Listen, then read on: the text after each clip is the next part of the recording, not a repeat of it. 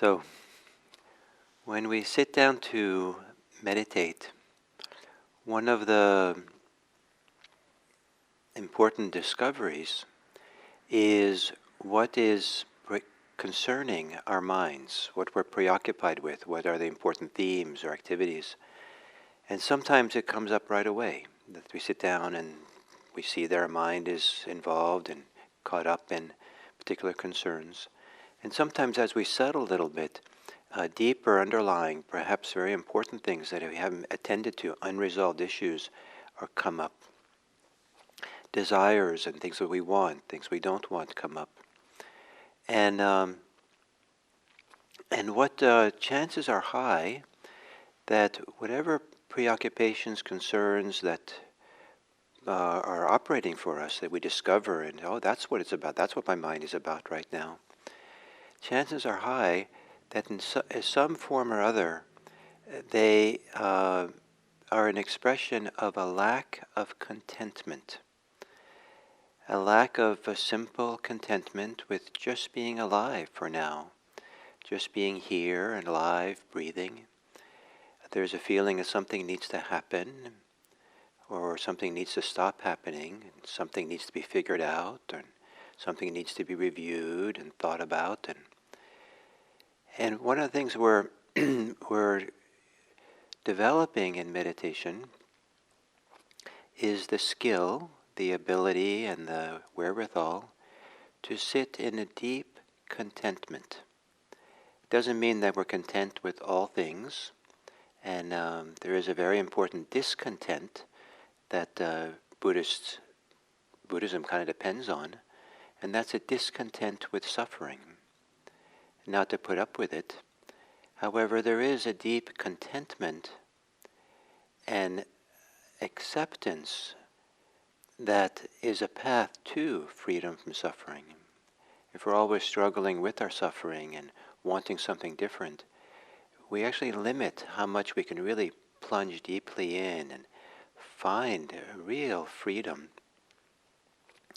So to begin having some relationship to contentment here and now, to be content with what one has for now, to be content with the circumstance one is in for these 30 minutes, to be content just to be breathing and sitting and waking up the mindfulness, the awareness. It's a big topic, contentment,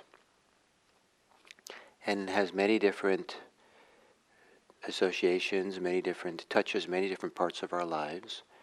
And so certainly we have to be careful about when we are and are not content. But I'd like to propose to you that when you sit down to meditate, that there is some kind of contentment and some kind of discontentment that supports the movement towards peace and to freedom. Don't be content to just wander off in your thoughts and spend the whole time thinking about something. Be discontent about that. But be very content at the opportunity to just sit here and be aware. Be content to be aware of the wandering mind. Be content to be in this body, breathing. One of the turning phrases that I received from my teacher was, he said to me, just to be alive is enough. And it's a turning phrase because it became something that echoed through my life and kind of a koan, kind of a wisdom statement that was a reference point for understanding all the times I thought that just being alive, just right now, breathing, was not enough. I had to prove myself or do something. So to sit upright here and to take a few long, slow, deep breaths. And perhaps to let go, perhaps to relax into this time and place. Deep breath in as a affirmation of being here in this body at this time. An affirmation of here and now. And the long exhale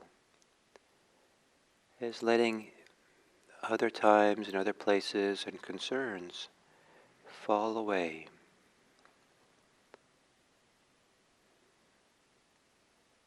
They'll come back if they're important.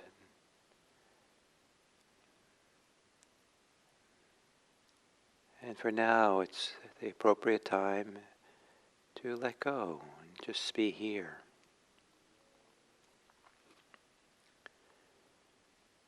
And to let your breathing return to normal.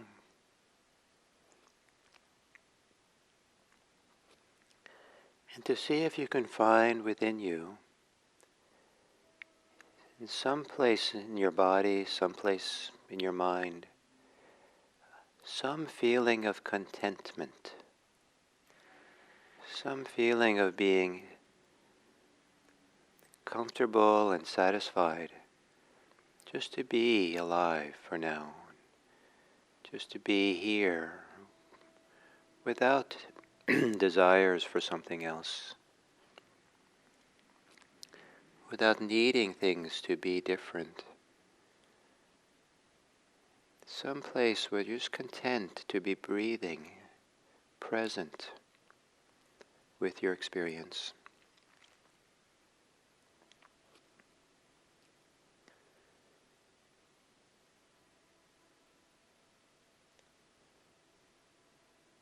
And then as you exhale, to relax your body more. Soften the face, the shoulders, the belly. And as you relax on the exhale, maybe at the same time you can settle further into your contentment.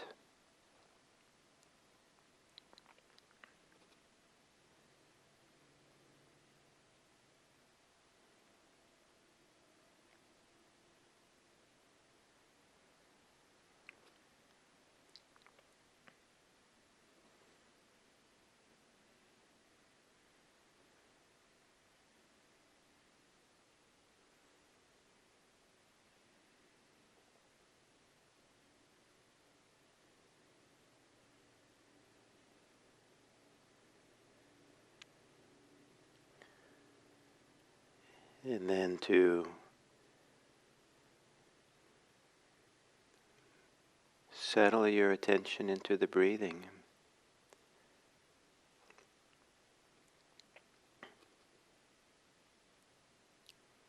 And can you have a little more contentment?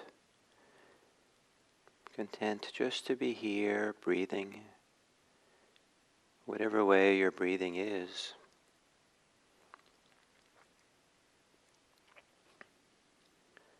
And if other things arise and you become aware of other things besides the breathing, allow that to be the content of awareness. Content with which you are content. Content with the content of the present moment, here.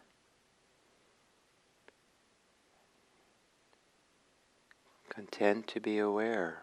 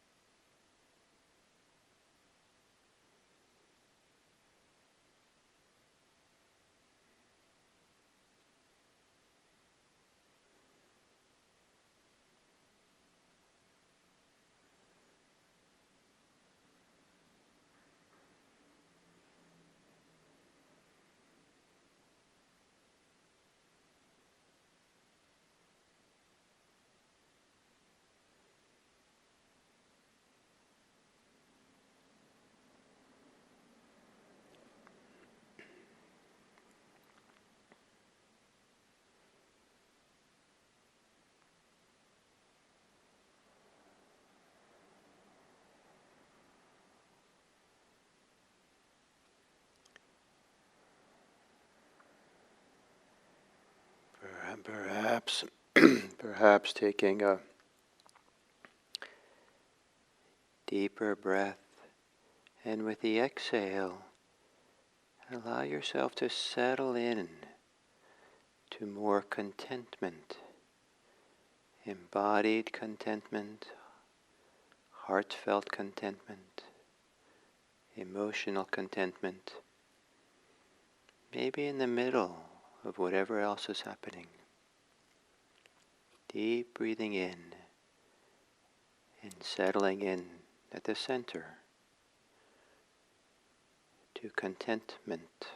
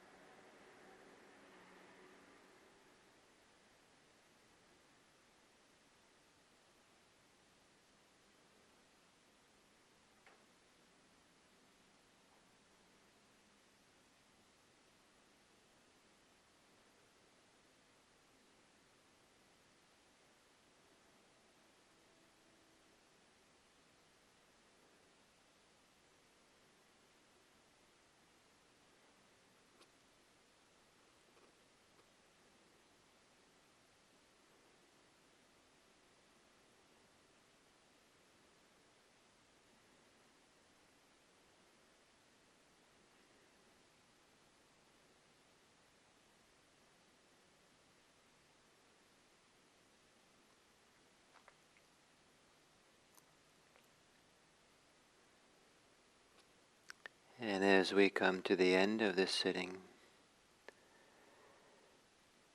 perhaps to appreciate the feeling, the sentiment of contentment, either whatever degree of contentment there's here, or whatever appreciation we have for it. Because there's a contentment in ourselves, just being alive and being here.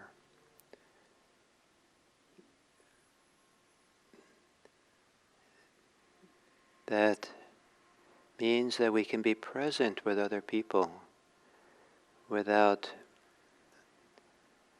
habitually projecting on them our needs, our desires, our wants, how we want them to be different, how we want them to behave a certain way so that we can feel better. That if we can be content and settled and safe in ourselves,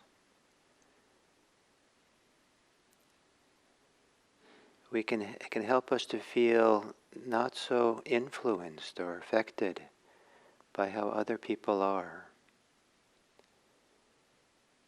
And we can meet them with more clarity. We can see them for who they are themselves, without the projections, without the strategies, without the defenses. And may it be that whatever degree of contentment, healthy contentment we can find in being here and present, that it guides us, teaches us how to bring a fuller attention, a fuller listening, a fuller care to others, that allows them to be as they are, so they can really discover who they are. And they can learn how to be content in themselves. May our contentment be a vehicle for us to care and love and be generous to the people around us. May our contentment help us become a safe person for others, maybe even a refuge for others. May it be that our meditation practice today is for the welfare and happiness of all beings everywhere. May all beings be happy. May all beings be safe. And may all beings be free.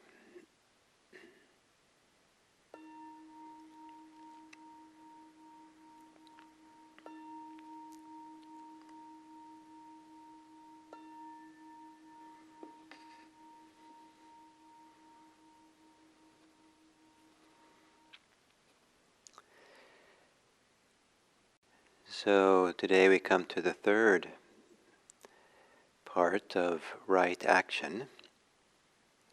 The first two being not killing and not taking what is not given.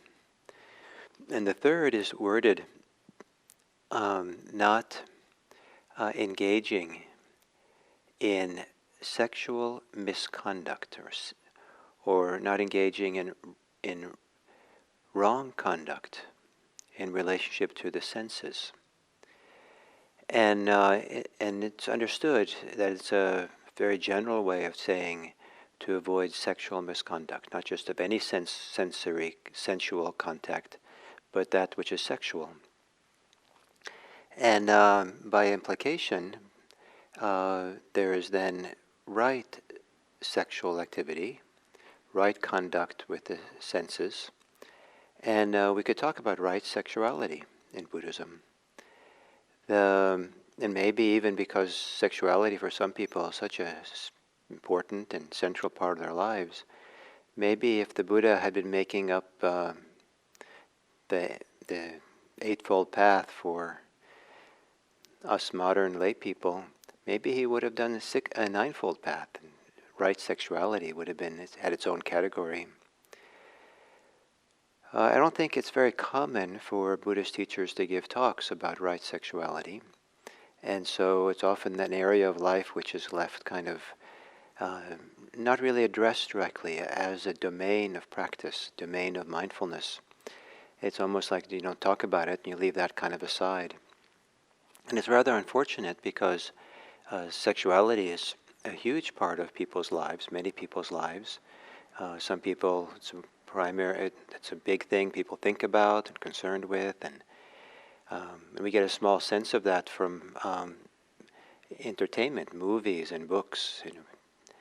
That some of the drama and excitement of movies and books that has to do with sexual relationships that are happening or shouldn't be happening but are happening, and all kinds of things that go on.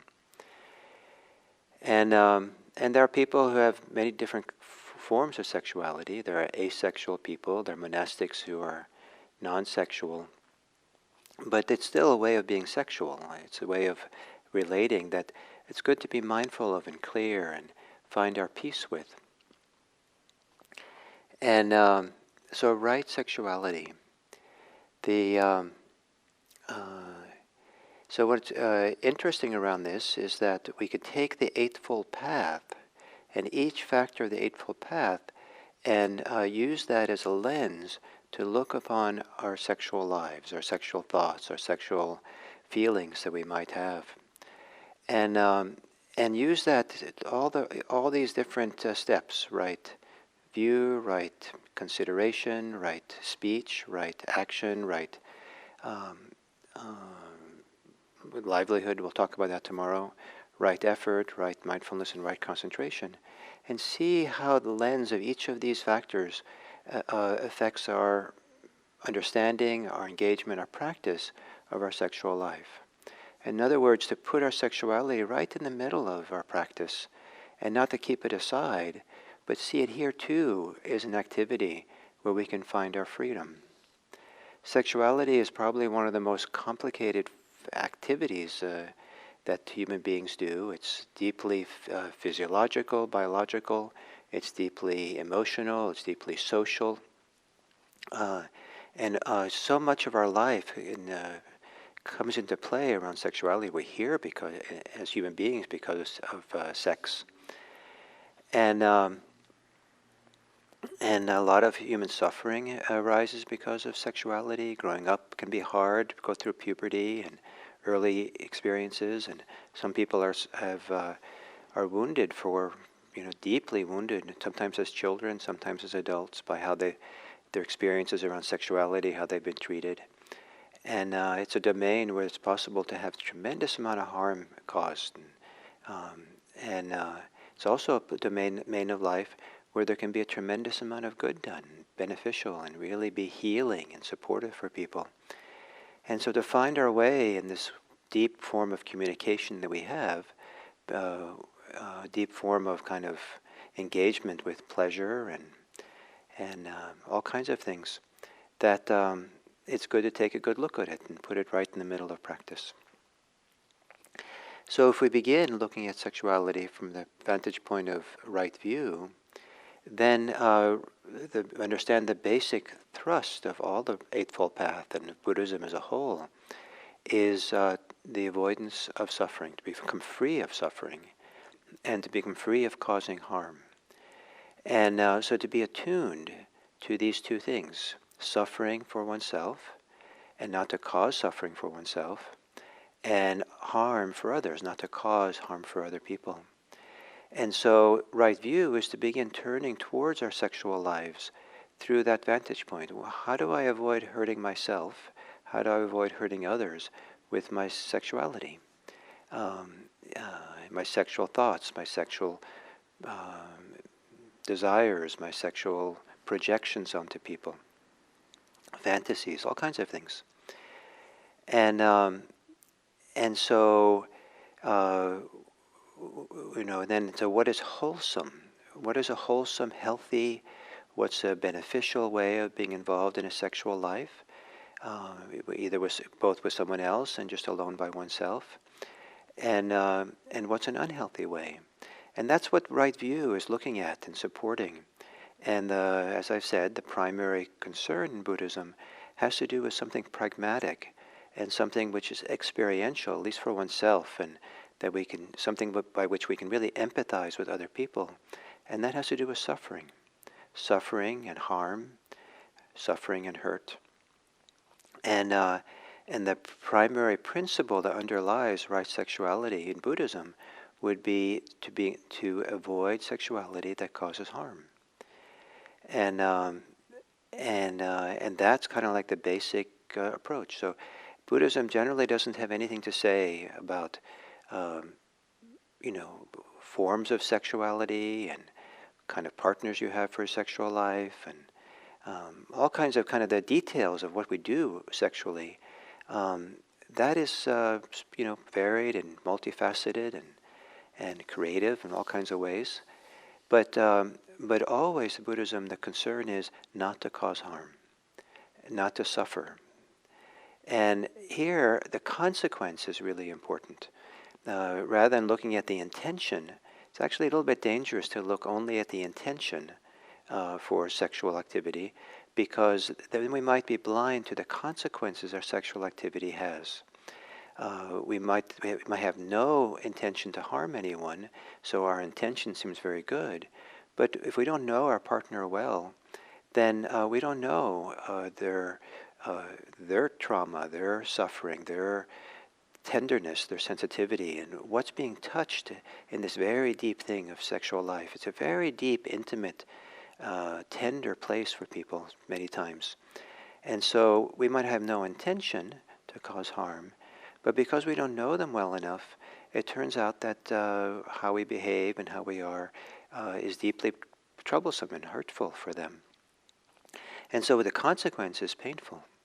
Or perhaps we really love someone and care for them and have a lot of tenderness and warmth and desire to be affectionate with them, and just all the intention seems quite good, except the person's married.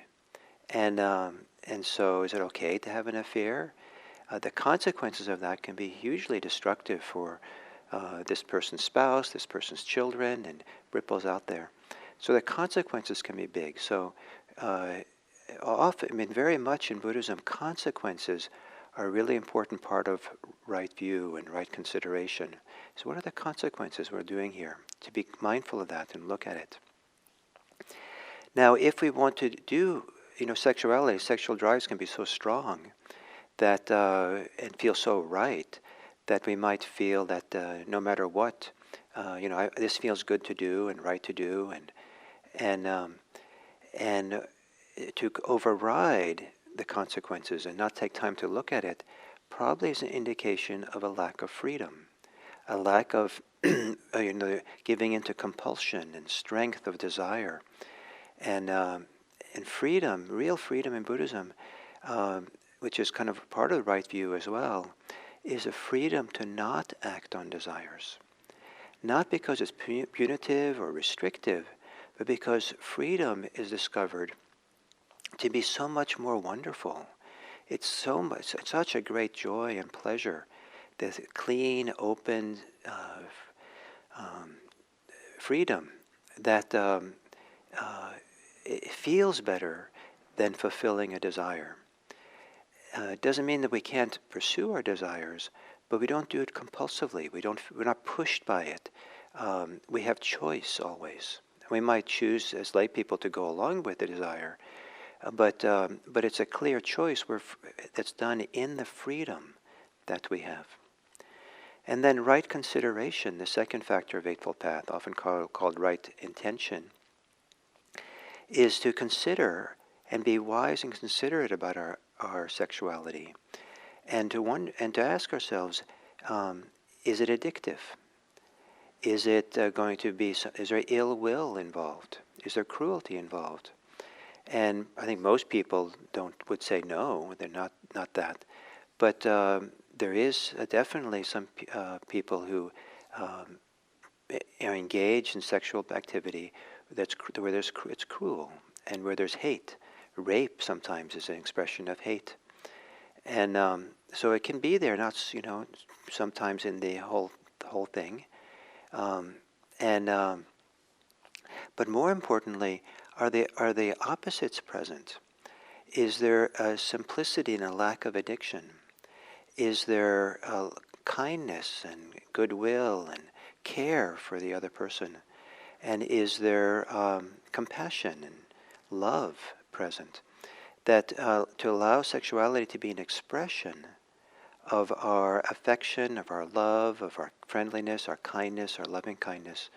It's a vehicle for a deep expression of something, deep care for people, that wouldn't be there if there was addictive pursuit of pleasure, or somehow there's some hostility or dominance or assertiveness, or it's my way, and an insistence for sex when another person doesn't really interested, doesn't want it at that time, and then pushing ourselves on someone. There is I don't know if it's ill will or cruelty with that, but there is an aggressiveness that I think would be considered wrong consideration in this Eightfold Path schema. And then there's right speech, and the primary one that is truth. In our sexual lives, are we always prepared to speak the truth, both to our partner or partners, or are we also willing to speak the truth to others about our sexual lives? And a lot of wrong sexuality, harmful sexuality that causes harm is situations where we want to do it in secret, and we don't want to tell anyone. And this idea of secrecy and not telling people is something we have to have a lot of care with and attention with, because to start lying about our sexual lives is, goes against the grain of this movement to mindfulness, movements to freedom, movements to cultivating wholesome and healthy inner states. So not to be involved in sexuality that one feels ashamed of or shy and not willing to talk to people about. And I think that the idea of right sexuality and really encompassing it in the Eightfold Path and really holding it in the Eightfold Path can hopefully lead to us to have a sexuality where sexual life that we're very happy about, and maybe not, actively public about, but something we're happy to talk about and nothing to hide about it, and nothing to be ashamed about it, and but rather something to be really content about and satisfied about the sexual life we have. And one of the primary supports for this kind of right sexuality is, in fact, a deep inner contentment. So that sexuality is not trying to fill a hole or a longing or a loneliness or a sense of powerlessness or a sense of all kinds of things that it's trying to fill inside of us. Because it doesn't fill because we're already full, we're already content. And so we can go into a sexual life with that kind of fullness and clarity and not clinging and needing and wanting, but rather as a vehicle for our deep care, appreciation, and contact with other people. So right sexuality, and maybe some of the words that I spoke today about it are not a good match for you, and you have other ideas, that's fine. However, what I'm trying to say here is right sexuality is a considered sexuality, one in which we engage the factors of the Eightfold Path. It makes it right according to the Eightfold Path. That's the opportunity we have here to bring sexuality under the guidance and under the support of this wonderful path of liberation that we have, the Eightfold Path. And so our sexual life is part and parcel of the movement towards greater and greater freedom. So thank you, and whether you are actively sexual or not, right sexuality is important. There's right sexuality for people who are asexual, and also involves a delight maybe in contentment. So thank you, and we'll continue with Right Livelihood tomorrow.